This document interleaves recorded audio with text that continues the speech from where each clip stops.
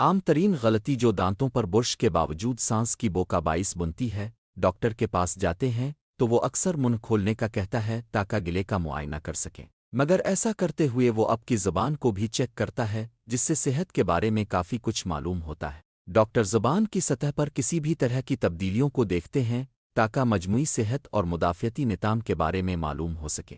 یہی وجہ ہے کہ ڈاکٹروں کی جانب سے روزانہ 2 بار زبان کی صفائی کا مشورہ دیا جاتا ہے جس سے سانس کی بو سے نجات پانے سے مدد ملتی ہے۔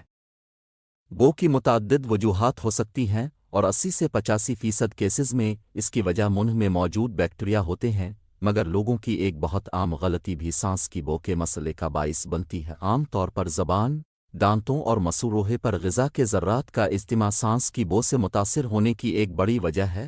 یہ ذرات جب سڑ جاتے ہیں تو ناخوشگوار بو سانس سے خارج ہونے لگتی ہے۔ علاج تو دانتوں کے برش اور خلال کو یقینی بنانا ہے، مگر ایک غلطی جو لوگ کرتے ہیں وہ زبان کی جانب توجہ مرکوز نہ کرنا ہے۔ مخصوص بیکٹیریا زبان پر موجود ہوتے ہیں جو خوراک کے ذرات کے ساتھ مل کر سانس میں بو کا باعث بنتے ہیں۔ برش کے ریشوں کے پیچھے موجود حصے کو زبان پر پھیرنے سے وہاں اکٹھے ہو جانے والے بیکٹیریا کی صفائی ہوتی ہے، اس سے سانس کی بو کے مسئلے کی روک تھام آسان ہو جاتی ہے۔ اگر آپ کو اکثر سانس میں بو کے مسئلے کا سامنا ہوتا ہے تو دانتوں پر برش کے ساتھ ساتھ زبان کی صفائی کو معمول بنانے سے اس کی روک تھام ممکن ہو سکتی ہے۔ زبان کی صفائی کیسے کریں؟ زبان کی صفائی کے لیے 10 سے 15 سیکنڈز درکار ہوتے ہیں اور اسے آسانی سے دانتوں کی صفائی کے معمول کا حصہ بنایا جا سکتا ہے۔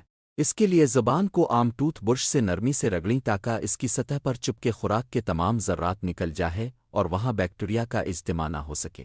صفائی سے نہ صرف سانس کی بو سے نجات ملتی ہے بلکہ مسوڑوں کے امراض سمیت دیگر طبی پیچیدگیوں سے بچنے میں بھی مدد ملتی ہے۔